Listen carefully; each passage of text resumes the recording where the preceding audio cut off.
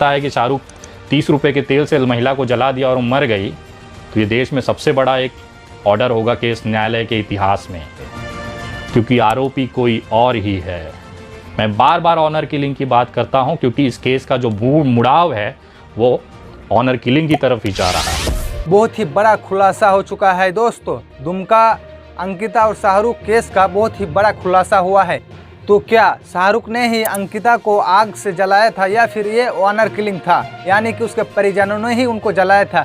क्या है सच? विनय दुबे भाई आप लोगों को बताएगा। उससे पहले मैं आप लोगों को बता दूं जो कि ये खबर है जो बहुत ही बड़ा खुलासा हुआ है, एक गोदी मीडिया आप लोगों के पास नहीं पहुंचाएगा, आप लोगों को नहीं बताएगा, क्योंकि गोदी मीडिया ज़्यादातर सिर्फ नफरत फैलाने का काम करता है, देश को तोड़ने का काम करता है, हिंदू मुस्लिम करता है। आप लोगों को तो मालूम है जब ये घटना घटा था अंकिता और शाहरुख का, तब गोदी मीडिया चीख चीख कर बता रहा था कि शाहरुख ने 95% अंकिता को जलाया है और ये लव जिहाद की बात करता था, और जो सच्चाई है वो बिना जाने। और आप लोग इस वीडियो में पूरा सच्चाई जानने को मिलेगा, तो वीडियो को देखते रहिए और क्या सच्चाई है पूरा जानिए। उसके बाद आपका क्या राय है नीचे कमेंट बॉक्स में जरूर बताइए। का मेन उद्देश्य यही है कि ये केस शाहरुख की तरफ से कमजोरी से लड़ा जाए, ताकि शाहरुख को आरोपी बनाकर फांसी चढ़ा दी जाए और ये दिखा दिया जाए कि देश में जो मुसलमान कौम है वो लव जिहाद करके हिंदू लड़कियों का हत्या करता है। लेकिन वो भूल गए कि ये देश संविधान, अदालत और न्याय से चलता है। उनके कहने के हिसाब से ये देश नहीं चलेगा। भारतीय जनता पार्टी का पूरा जो प्रोपोगेंडा था झारखंड में हिंदू मुसलमान कर दंगा कराने का, वो कहीं ना कहीं विनय दुबे और निशांत वर्मा के आने के बाद फिसलता हुआ दिखाई दिया। शायद यही कारण था कि कोई भी नेशनल मीडिया अब इस मामले पर बात करने से बच रहा है। किसी भी सोशल मीडिया पर जस्टिस फॉर अंकिता नहीं चलाया जा रहा है। कोई भी बड़ा नेता अब इस पर बयान देने से बच रहा है। यहाँ तक कि भारतीय जनता पार्टी के जो लोग छाती पीट पीट कर अभी तक रो रहे थे, भौंक रहे थे, टेलीविजन और सोशल मीडिया पे चुपचाप घर में बैठ के इस केस पे अपनी किरकिरी होते देखेंगे, क्योंकि आरोपी कोई और ही है। जब अभी तो जो पीड़ित पक्ष है उसका बयान रखा जाएगा। अभी तो हमने गवाहों का जब हम क्रॉस करना चाहेंगे, जब उन पे सवाल दागे जाएंगे, तब तो ये मामला रोज़ निखरता हुआ बाहर आएगा और एकदम एक पल ऐसा आएगा जब आपको पता चल जाएगा कि किस तरह से इस मामले में ऑनर किलिंग किया गया है।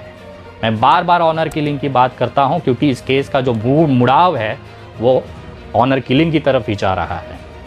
प्रेम प्रसंग के अंदर कोई भी इस तरह का हत्याकांड नहीं करेगा।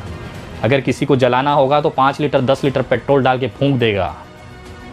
250 ml पेट्रोल लेकर किसी प्रेमिका को जलाने के लिए नहीं जाता कोई प्रेमी, वो भी 60 रुपए के तेल में 30 रुपए के पेट्रोल से। अगर इसका वर्डिक्ट, इसका जो ऑर्डर, अगर इसका जजमेंट इस तरफ आता है कि शाहरुख 30 रुपए के तेल से महिला को जला दिया और मर गई, तो ये देश में सबसे बड़ा एक ऑर्डर होगा केस न्यायालय के इतिहास में।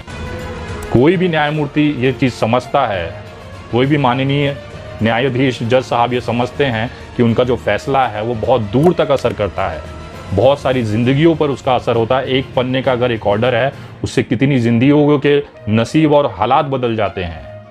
ये मामला बहुत सेंसिटिव है। आप लोगों ने जिस तरह से भावनाओं में बढ़कर शाहरुख को फांसी लगाने की कोशिश की, मैंने देखा देश के तमाम सोशल मीडिया पे जो लोग बोलते भी हैं वो भी शाहरुख को फांसी लगाना चाहते थे बिना तथ्यों के जांच किए। एक लौता मैंने जब इस मामले को लेकर जब मैंने इसका विरोध किया कि नहीं जांच होने दीजिए, असली आरोपी सामने आना चाहिए, विनय दुबे को हजारों गालियां दी गई। मैं यकीन दिलाता हूं गालियों का जवाब मैं आपको शाहरुख को बाहर ला के दिखाऊंगा और असली कातिल को फांसी पे चढ़ा के दिखाऊंगा। विनय दुबे गालियों और धमकियों से नहीं डरता, क्योंकि उसे अपने संविधान और न्यायालय पे भरोसा है। अब मैं तो ये सोच रहा हूँ पता नहीं उन महिलाओं का क्या होगा। दूसरी खबर आपको बताना चाहूँगा। दूसरी खबर मेरे संबंधित है। जो मैंने केस मुंबई में किया था उसको लेकर आज महाराष्ट्र की तरफ से एक टीम रांची पहुंची हुई है। 28 सितंबर 2022 महाराष्ट्र से एक टीम रांची पहुंची हुई है और इस समय जब ये मैं वीडियो बना रहा हूं उस समय वो वहां के डीजीपी कार्यालय में बैठे हुए हैं और माननीय डीजीपी साहब से मुलाकात कर गिरफ्तारी की प्रक्रिया की शुरुआत करने वाले हैं। संजीव कुमार जी इस मामले में थोड़ा सा बच सके हैं क्योंकि वो एक गवाह हैं अंकिता केस हत्याकांड में, तो हम नहीं चाहते कि इस समय उनकी गिरफ्तारी हो। लेकिन यकीन मानिए बाकी जो 3 महिलाएं हैं उसमें एक नीतू झा का भी नाम अगर आप हटा दीजिए क्योंकि उनके संबंधित कुछ ऐसा विवादित में नहीं मिला, तो 2 लेडी जो हैं उनका पक्का गिरफ्तारी अगले कुछ घंटे कुछ दिन में आप देखेंगे। क्योंकि महाराष्ट्र से टीम आज पहुंची है, उसके जो सरकारी दस्तावेज हैं अरेस्ट की जो परमिशंस हैं, उसकी जो प्रोसीडिंग है, होगा झारखंड पुलिस की डीजीपी कार्यालय से जो परमिशन का ठप्पा लगा हुआ लेटर होगा वो मैं आपको अगले वीडियो में दिखाऊंगा। और आप लोग दोनों जन जिस तरह से सोशल मीडिया पे, चलिए एक तो मैडम ने जी कहा तो मैं उनको धन्यवाद करता हूं, लेकिन कल एक और वीडियो देखा जिसमें एक महिला इसलिए बिलबिला रही थी क्योंकि बहुत जल्द मुंबई आ रही हैं, कोई बचाने वाला उनको दिखाई नहीं दे रहा है, वो मुझे दुमका बुलाएंगे। दुमका तो मैं वैसे भी आ रहा हूँ, आप कर लीजिए, मेरा गोली मारिएगा यहाँ पे, हम गोली खा लेंगे। मैं तो कानून में विश्वास करता हूँ, इसके लिए महिला हैं, आपका सम्मान के साथ मैंने आपको सरकारी दस्तावेज से आपको बुलावा भेजा, न्योता भेजा पाई है। मैंने तो आपको कभी अपशब्द नहीं कहे, लेकिन जिस तरह से आप एक अंकिता, अगर एक महिला एक लेडी है तो शाहरुख की माँ भी एक लेडी है। अगर अंकिता के परिवार को लाखों का मदद हो सकता है तो शाहरुख के माँ को भी मदद किया जा सकता है। आरोपी शाहरुख है, शाहरुख की माँ नहीं है। आप भी एक महिला हैं, दो महिलाओं में अगर आप फ़र्क करती हैं तो आप औरत कहलाने के लायक नहीं है। औरत ही औरत की दुश्मन होती है, मैंने सुना था, लेकिन आज आपका चेहरा देश ने देखने के बाद समझ में आ गया कि एक औरत किसी दूसरे औरत का भला होते नहीं देख सकती। अंकिता के बाप को पैसे मिले वो आपको चल जाएगा, लेकिन शाहरुख के माँ को पैसे नहीं मिलने चाहिए, ये आपसे देखा नहीं जा रहा। क्यों नहीं देखा जा रहा है? शाहरुख ने गलती की, सजा शाहरुख को मिलेगी, उसकी माँ को क्यों मिलेगी? एक शाहरुख की गलती की वजह से जिस तरह से वो ज़िंदगी जी रही है, भगवान ना करे आपके साथ ऐसा हो, आपके लड़के की वजह से आपको छुप छुप के रहना पड़े, किसी दूसरे के ऊपर निर्भर रहना पड़े, भगवान ना करे आपके साथ ऐसा हो। मैं ऐसी मनोकामना नहीं कर सकता, लेकिन आप एक औरत हैं, उस माँ की तकलीफ को क्यों नहीं समझ रही?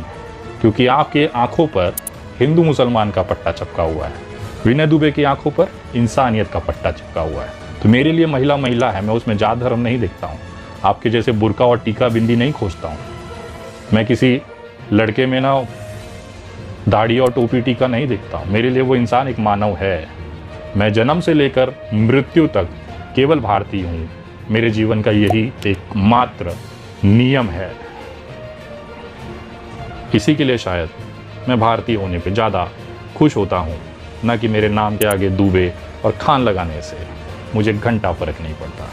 Thanks for watching. मैं हूं शरीफुल शेख। ये वीडियो में अगर आपको इन्फॉर्मेशन मिला तो वीडियो को लाइक कीजिए और ज़्यादा से ज़्यादा शेयर जरूर कीजिए, और इसी तरह की खबर जानने के लिए चैनल को सब्सक्राइब कीजिए, पेज को फॉलो कीजिए और देखते रहिए सच झारखंड टीवी।